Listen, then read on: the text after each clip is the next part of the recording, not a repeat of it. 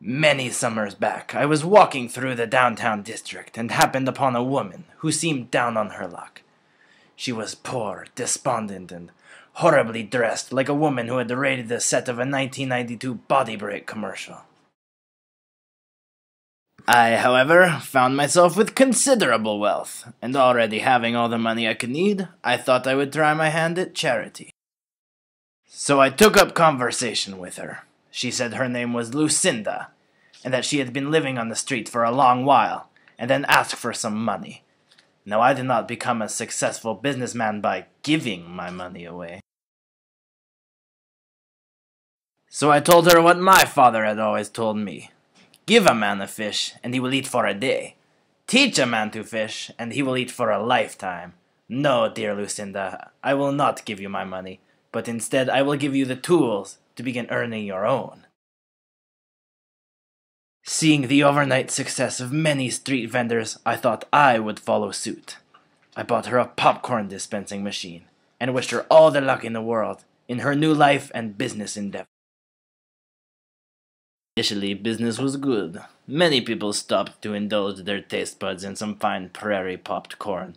For those trying to avoid the greasy flavor of lips and anus, also known as the Frankfurt, or as Americans call them, hot dogs, the popcorn was a sound alternative.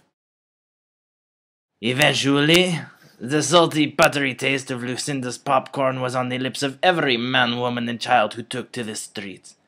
She was a hit, and making the money she would need to get a roof above her head and back on her feet.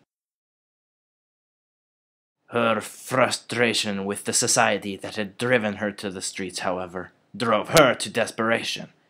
Eventually, she thought she would get back at the people who forced her onto the streets and poisoned her own goods, Lucinda's prairie popcorn. It all came very suddenly, with the first cry of one man, who with a hand over his mouth said, People immediately began calling 911 and their physicians, all with rumbling stomachs and lunches coming back up from where they came. The vomit hit the streets like I hit my second wife, frequently and messily. Nobody on the street made it out unscathed that day. The city paramedics eventually showed up to haul away the retching customers, completely devoid of any of the contents of their bellies. She had done much harm to many people, as there were hardly the ambulances necessary to take all the many sick people away.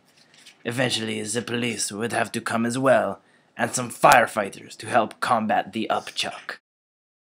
They got Lucinda eventually. Finding her popcorn was the common denominator in every victim's story.